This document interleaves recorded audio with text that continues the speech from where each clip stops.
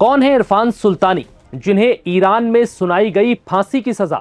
26 साल के इस लड़के ने ऐसा क्या किया कि ईरान की खामेनेई सरकार ने बिना देरी किए सीधे फांसी का फंदा तैयार करवा दिया।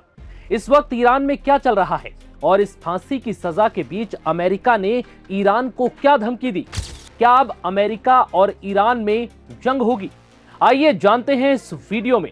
नमस्कार, मैं हूं विवेक पाल और नवभारत टाइम्स पर आपका बहुत बहुत स्वागत है। पहले यह समझिए कि ईरान में इस हिंसा की वजह क्या है। ईरान में पिछले करीब 18 दिनों से खामेनेई सरकार के खिलाफ सभी 31 प्रांतों में जोरदार प्रदर्शन चल रहा है। इस प्रदर्शन की मुख्य वजह तेजी से बढ़ती महंगाई और अर्थव्यवस्था का बंटाधार होना है। दरअसल डॉलर के मुकाबले ईरानी करेंसी गर्त में पहुंच चुकी है। यानी अब तक जिस $1 के लिए ईरान को 42,000 रियाल चुकाने पड़ते थे, वहीं अब $1 के लिए ईरान को करीब 10 लाख रियाल चुकाने पड़ रहे हैं। यानी कि ईरान के 10 लाख के बराबर अमेरिका का $1 है। आलम यह है कि ईरान में महंगाई चरम पर पहुंच चुकी है, जिससे परेशान होकर बड़ी संख्या में ईरान के लोग सड़कों पर उतर आए हैं। दावा है कि इस प्रदर्शन के बीच ईरानी सेना के द्वारा गोलीबारी में अब तक 2000 से ज्यादा लोगों की मौत हो चुकी है, जबकि सरकार विरोधी प्रदर्शन में शामिल करीब 10,000 से ज्यादा लोगों को हिरासत में लिया जा चुका है। अब यह समझिए कि कौन है इरफान सुल्तानी, जिन्हें ईरान में फांसी की सजा सुनाई गई है। तेहरान कराज में पर्दिश के रहने वाले 26 साल के इरफान सुल्तानी एक दुकानदार हैं।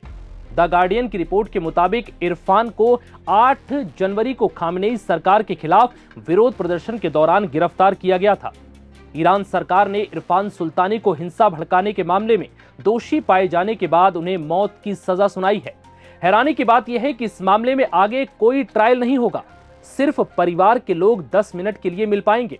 26 साल के इरफान सुल्तानी पर अल्लाह के खिलाफ युद्ध जंग भड़काने जैसे आरोप है। ये आरोप आमतौर पर उन लोगों पर लगाया जाता है जो सरकार के खिलाफ विद्रोह या जंग भड़काने की कोशिश करते हैं या उसमें दोषी पाए जाते हैं। सुल्तान को ट्रायल, वकील या अपील किसी का भी मौका नहीं दिया गया। कहा जा रहा है कि सुल्तानी को फांसी की यह सजा बीच चौराहे पर दी जाएगी। अब यह समझिए कि ईरान में इरफान सुल्तानी को फांसी की सजा पर मानवाधिकार संगठनों ने क्या कहा है। इस सजा के ऐलान के साथ ही हैंगाओ मानवाधिकार संगठन और अन्य संगठनों ने इसका विरोध किया और कहा कि सुल्तानी के खिलाफ न तो कोर्ट में सही तरीके से मुकदमा चलाया गया और न ही उन्हें अपना पक्ष रखने का मौका दिया। उनके सारे मौलिक अधिकार छीन लिए गए और उन्हें फांसी की सजा सुना दी गई। दरअसल कोई भी सजा सुनाए जाने से पहले आरोपी पक्ष को भी वकील मुहैया कराया जाता है, उसका पक्ष सुनना जरूरी होता है। लेकिन यहां ऐसा नहीं किया गया।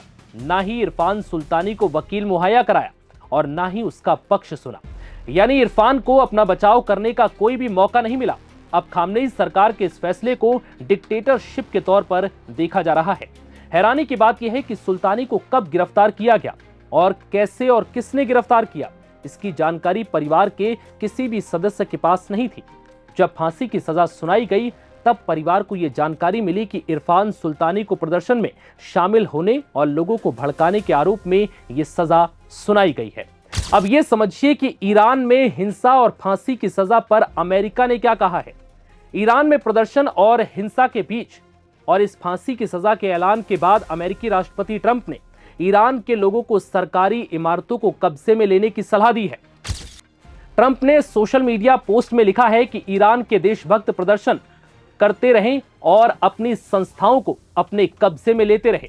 मदद रास्ते में है। जो लोग प्रदर्शनकारियों की हत्या कर रहे हैं उनके नाम नोट कर लो, उन्हें इसकी भारी कीमत चुकानी पड़ेगी। बता दें कि ट्रंप ने मंगलवार सुबह ईरान के खिलाफ मिलिट्री कार्रवाई का प्लान फिलहाल होल्ड पर रख दिया है। हालांकि अमेरिकी सेना को तैयार रहने का आदेश भी दिया है ताकि आदेश मिलते ही तुरंत एक्शन लिया जा सके। ट्रंप ने यह भी कहा है कि उन्होंने ईरान के अधिकारियों के साथ होने वाली सभी बैठकों को रद्द कर दिया है। जब तक प्रदर्शनकारियों की हत्याएं बंद नहीं होती तब तक कोई बातचीत नहीं होगी। हालांकि ट्रंप की धमकी के बाद ईरान के राष्ट्रीय सुरक्षा प्रमुख अली लारिजानी ने पलटवार किया और इस हिंसा और हत्या के पीछे अमेरिकी राष्ट्रपति ट्रंप और इजराइल के प्रधानमंत्री नेतन्याहू को जिम्मेदार ठहराया है।